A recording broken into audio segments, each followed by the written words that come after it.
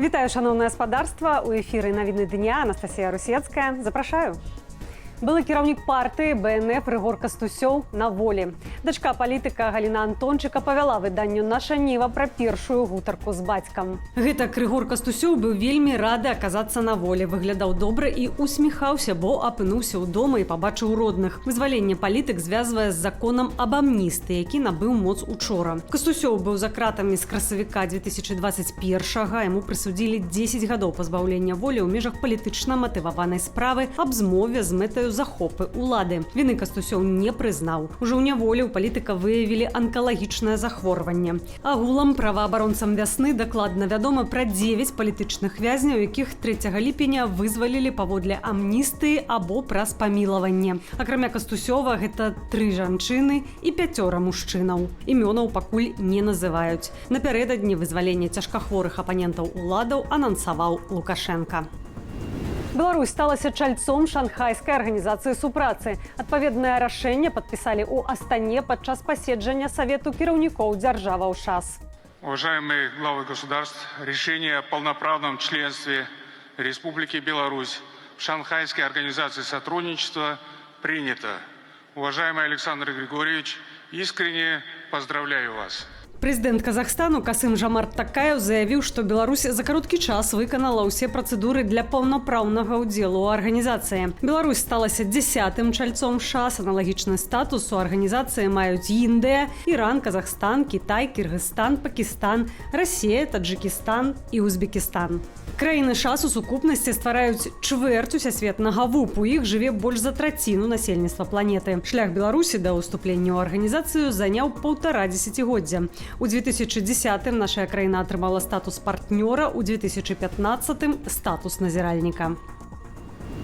Святлана Тихановская осудила уступление Беларуси в Шанхайскую организацию супрацы. На своей сторонце у социальной сетцы X она написала, что сяброўство ў ШАС выгодное только Лукашенко, а не народу Беларуси. Паважаныя лідары не павінны супрацоўнічаць з дыктатарам, які тэрарызуе сваіх грамадзянаў. Падобныя дзеянні сведчаць аб адсутнасці прыхільнасці дэмакратычным прынцыпам унутры ШАС. Каталіцкага святара Анджэя Юхневіча пераводзяць з ізалятару часовага ўтрымання ў СІЗА. Гэта азначае, што на яго завялі крымінальную справу. Пра гэта паведамляе хрысціянская візія. Юхневіча затрымалі яшчэ ў траўні, за кратамі ён ужо амаль 2 месяцы. Святару 4 разы прысудзілі адміністратыўны арышт, у тым ліку за размяшчэнне ўкраінскага сцяга ў акаунце сацыяльнай сеткі. Анджэй Юхневіч, каталіцкі святар манаскага ордэну місіянераў, аблятаў беззаганнай Марыі. Да затрымання служыў у санктуарыі Маці Божай Фатымскай у Шуміліне ў Віцебскай вобласці. 4 беларусаў застаюцца ў турэцкім шпіталі пасля учорашняй аварыі аўтобуса. Пра гэта паведамілі ў генеральным консульстве Расіі ў Анталіі са спасылкаю на тураператара і страхавую кампанію. 2 шпіталізаваных рыхтуюцца да выпіскі, але ці ёсць сярод іх беларусы, невядома. Адзін расеец у стабільна цяжкім стане. ДТЗ адбылося учора, калі турыстаў везлі з гатэляў у аэрапорт Анталіі. Аўтобус наехаў на слуп пры ўездзе на мост. У салоне былі 7 беларусаў і 18 грамадзянаў Расіі. Кіроўца аўтобуса ад атрыманых траўмаў памёр у шпіталі. Польшча не выключае закрыцця ўсіх пунктаў пропуску на мяжы з Беларуссю.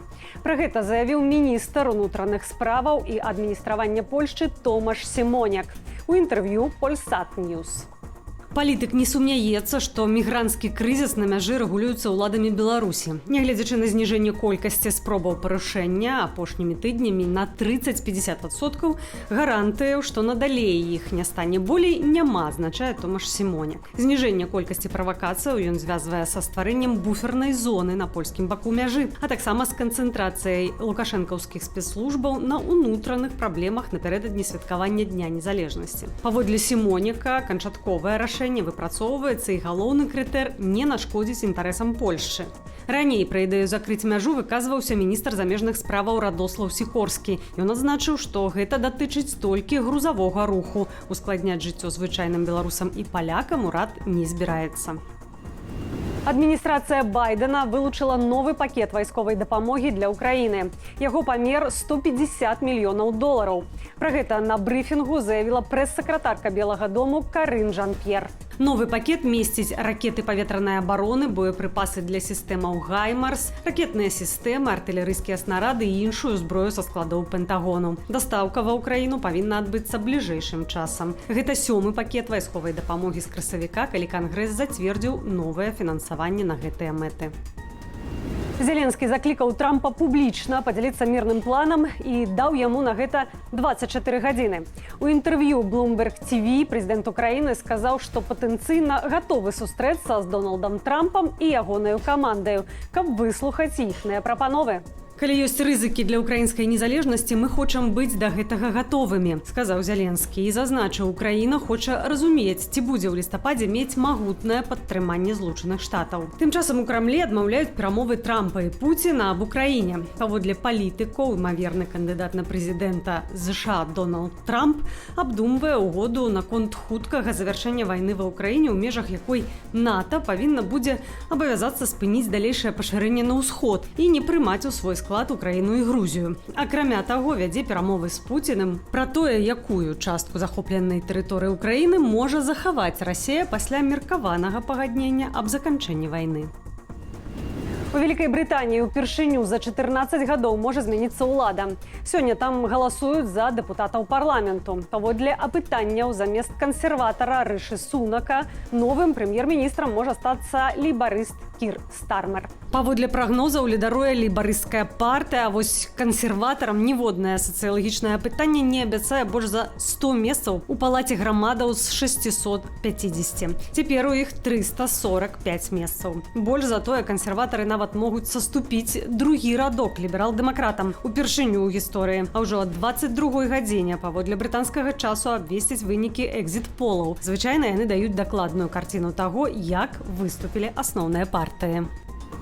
Джо Байден працягне браць удзел у прэзідэнцкай гонцы ў ЗША. Пра гэта ён заявіў на закрытай сустрэчы з больш як 20 губернатарамі штатаў ад дэмакратычнай партыі. Пасля сустрэчы шэраг губернатараў напісалі ў сваіх сацыяльных сетках, што Байден застаецца іхным кандыдатам. У Белым доме таксама заявілі, што магчымасць выхаду з электаральнай кампаніі Байден нават не разглядае. Сумневы ў тым, што Джо Байден працягне прэтэндаваць на новы тэрмін, узніклі пасля ягоных дэбатаў з Дональдам Трампам, у выніку якіх апошніх падтрымалі 2/3 гледачоў тэлеканалу CNN.